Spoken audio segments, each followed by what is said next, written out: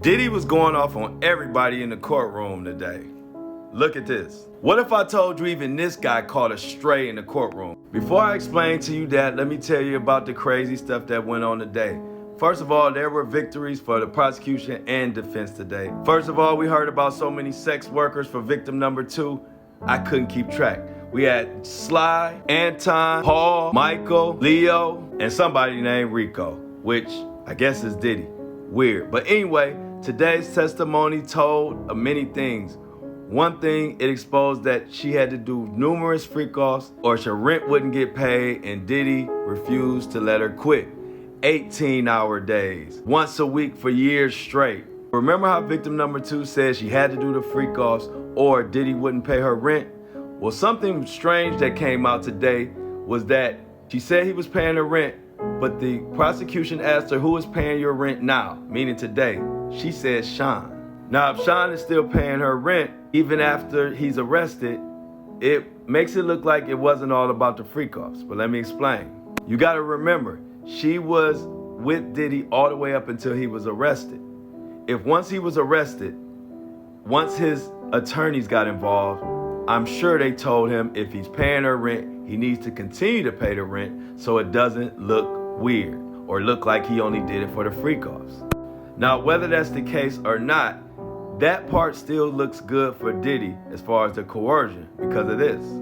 I asked ChatGPT if Diddy stopping paying her rent or threatening to stop paying her rent, if that is coercion, if he's saying I'm gonna stop if you don't continue with the commercial sex. Without going into the full details, ChatGPT clearly answered yes. So that puts into question whether it was just for the freak-offs or not. And when you're dealing with a jury as a defense, all you want is confusion, muddy the waters. But then also the testimony had Diddy up in arms. For what? I don't know. At one point, Combs spoke with animated gestures, seeming frustrated or eager to emphasize a point, with his attorneys Mark Agnifilio and Brian Steele, also Alexandra Shapiro. Now, I don't know what was going on, but I thought that was strange for Diddy to be going crazy right in front of everybody. Then that brings us to this guy, Koala Bear. Diddy even went off on the courtroom artist, said that soften him up a bit because you're making me look like a koala bear, Combs said. I don't know what the koala bears did to Diddy, but apparently he got smoked for them too. But one damaging thing for the defense is Christina Courtroom and the rest of Diddy's staff were put on blast again. Victim number 2, when asked, did you ever carry rugs for Sean? She said yes, LA to Miami. Christina Courtroom told her that security would come and grab the package, and also said Christina Courtroom told victim number 2, don't worry, it's fine, I do it all the time. Let me tell you this, Christina Courtroom is definitely snitching on Diddy, or else she would have a huge case at this point. She won't be smiling, and itty bitty Diddy might be in trouble if she spills the beans, which her testimony will be coming up.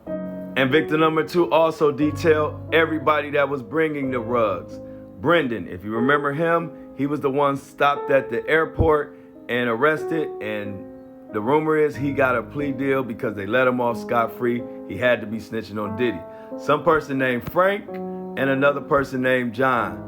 I'm sure they all will be called to testify. And moving a controlled substance is part of the RICO. Now, a lot of people don't know R. Kelly had this similar RICO and got 30 years, and it's not as difficult as y'all think. R. Kelly got bribery for silencing victims for simply making payments to individuals to stay silent, sort of like Diddy made to the hotel people and other people. And another key component to R. Kelly's RICO conviction was forced labor, same as Diddy's. But forced labor is as simple as this. R. Kelly allegedly recorded sexual encounters using these videos as leverage to control and silence them, meaning he threatened to put the videos out if they didn't comply or told. Same thing alleged with Diddy. Long story short, forced labor and bribery charges were the central showing of R. Kelly and was central to him being convicted for 30 years for RICO. It is not as complicated as y'all think. First the dog, not koala bears. Animal cruelty, to add it to Diddy's list, I don't know, and I don't like it. What if I told you?